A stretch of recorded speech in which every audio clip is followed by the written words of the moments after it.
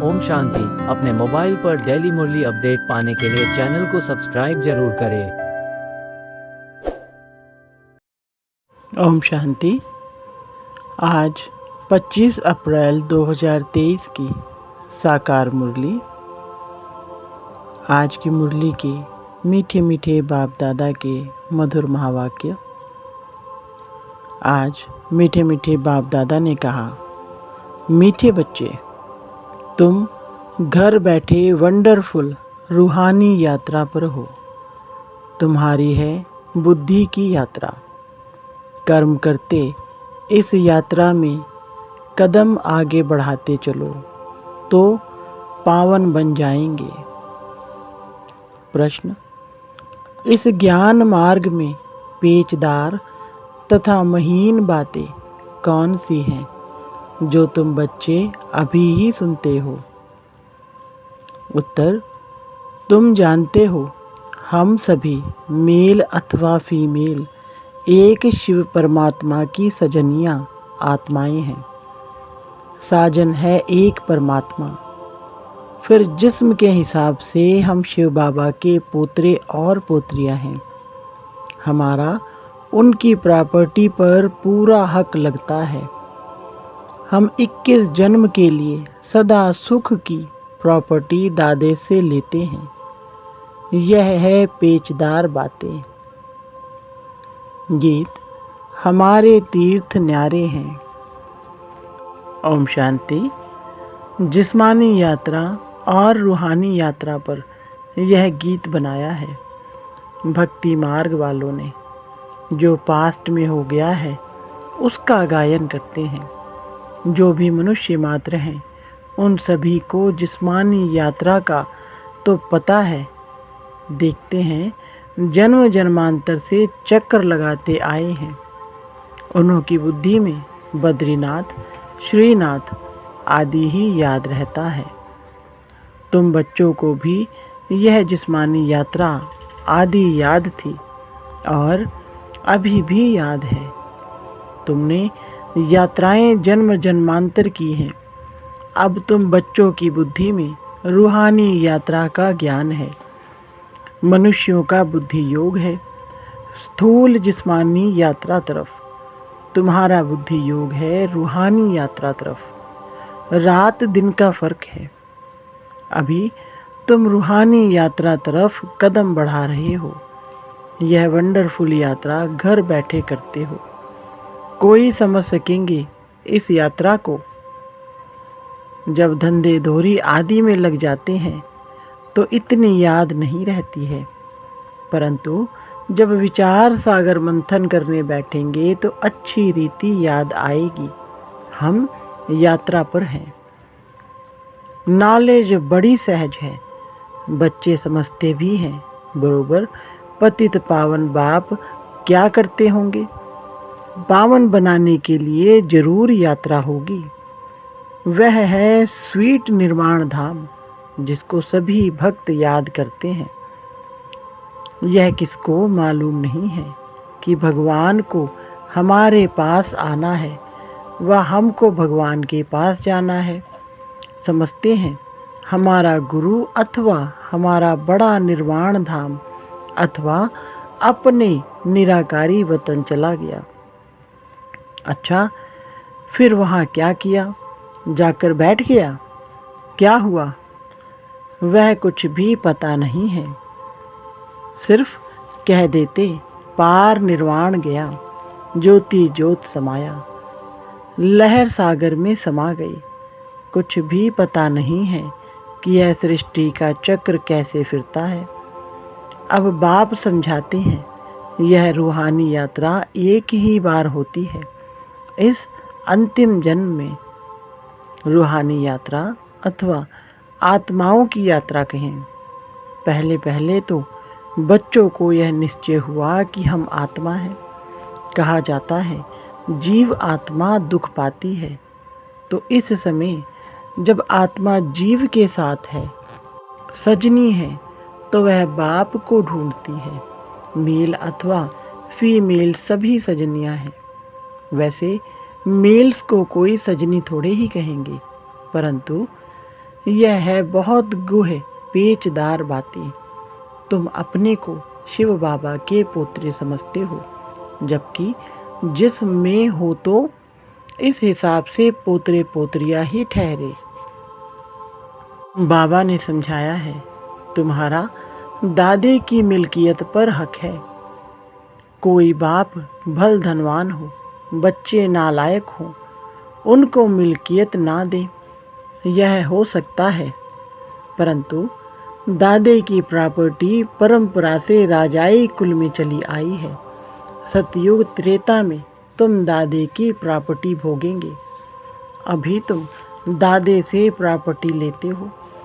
दादे की प्रॉपर्टी कितनी बड़ी जबरदस्त है। 21 जन्म तुम सदा सुख की प्रॉपर्टी लेते हो। परमपिता परमात्मा है दादा, ग्रैंडफादर। बाबा कहेंगे ब्रह्मा को, कहते हैं यह प्रॉपर्टी हम दादे से ले रहे हैं। तुम जितना पुरुषार्थ करेंगे उतना दादे की प्रॉपर्टी मिलेगी। जैसे यह मात पिता जगत अम्बा जगत पिता पुरुषार्थ करते हैं, ऐसे हम भी इस पुरुषार्थ से ऐसा ऊंच बनते हैं।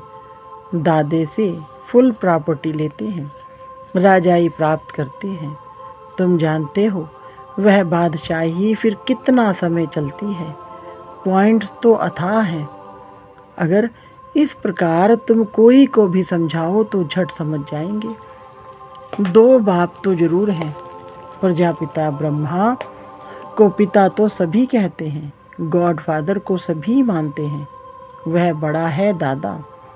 ब्रह्मा उनका बच्चा ठहरा। ब्रह्मा का नाम तो बाला है। विष्णु व शंकर को प्रजापिता नहीं कहेंगे। सूक्ष्म वतन में तो रचना नहीं रचेंगे। ब्रह्मा ही जरूर यहाँ ब्राह्मण रचते होंगे। ब्रह्मा मुख कमल से परमपिता परमात्मा ने ब्राह्मण संप्रदाय रची। जैसे कहेंगे क्राइस्ट ने क्रिश्चियन संप्रदाय रची, इब्राहिम ने इस्लाम संप्रदाय रची। नाम आता है ना, शंकराचार्य ने भी रचना रची। हर एक झाड़ में टाल टालियाँ तो होती हैं। यह है बेहद का झाड़। इनका रचयिता अथवा बीज रूप तो मशहूर है, नामी ग्रामी है।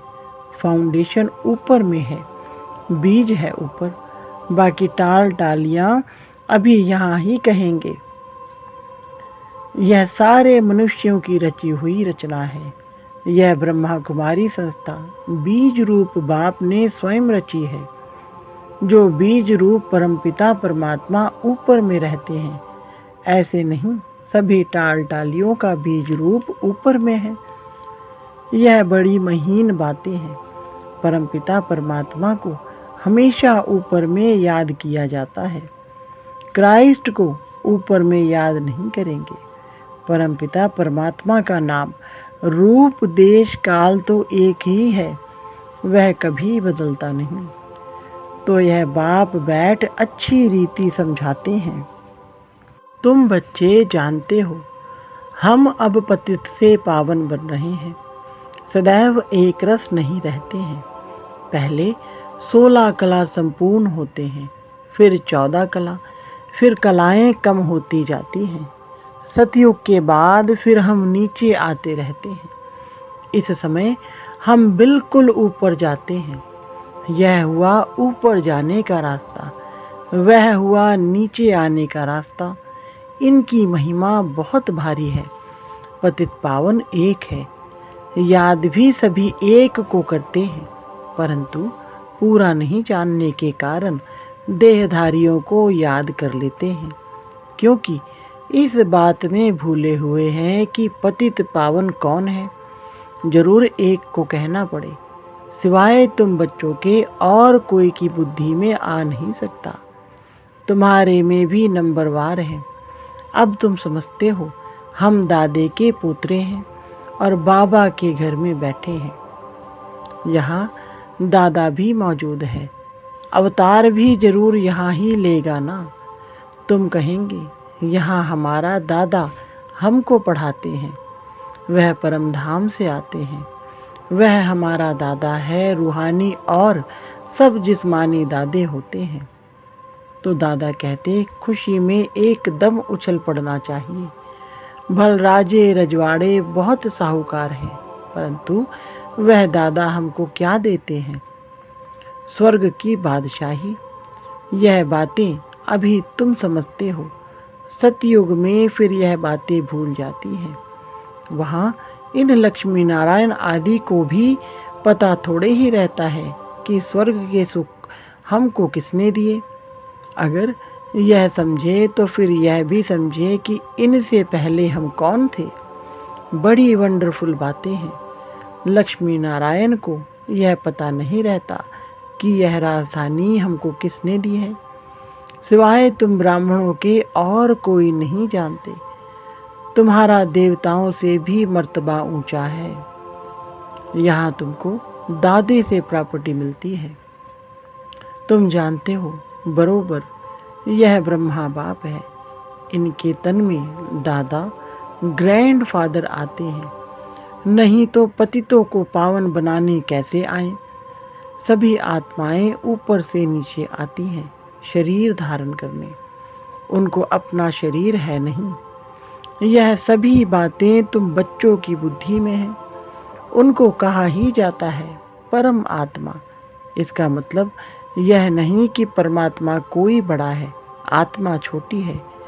परमात्मा और आत्मा में कोई फर्क नहीं है। ऐसे नहीं परमात्मा कोई छोटा बड़ा होगा। बाप कहते हैं, मैं कितना साधारण हूँ, मेरी महिमा बहुत बड़ी है, क्योंकि सभी को आकर पतित से पावन बनाता हूँ मैं भी आत्मा। मेरे में जो नॉलेज है वह तुमको देता हूँ। ऐसे नहीं आत्मा कोई छोटी बड़ी होती है। आत्मा में नॉलेज ना होने कारण वह मैली हो जाती है, मुरझा जाती है, दीवा बुझ जाता है। फिर उसमें ज्ञान घृत पड़ने से दीवा जगता है। बाकी आत्मा क्या है? ऐसे नहीं कोई आग है। आत्मा ऐसे ही शीतल है जैसे परमात्मा शीतल है। वह है ही सभी को शीतल करने वाला। गाया भी जाता है, शीतल जिनके अंग, इनके अंग शीतल हो जाते हैं उनकी प्रवेशता से। जिसमें प्रवेश करते हैं उनको भी कितना शीतल बनाते हैं। तुम जानते हो बाबा कितना शीतल है। शीतल और तत्तल गर्म, वह काम चिता पर जल मरे हैं। बात मत पूछो। कोई कोई तो ऐसे पाप आत्मा हैं जो कितना ज्ञान छींटा डालते हैं तो भी शीतल होते ही नहीं हैं। कितनी मेहनत करनी पड़ती है एक एक के ऊपर। बाबा पूछते हैं, तुम शीतल बने हो?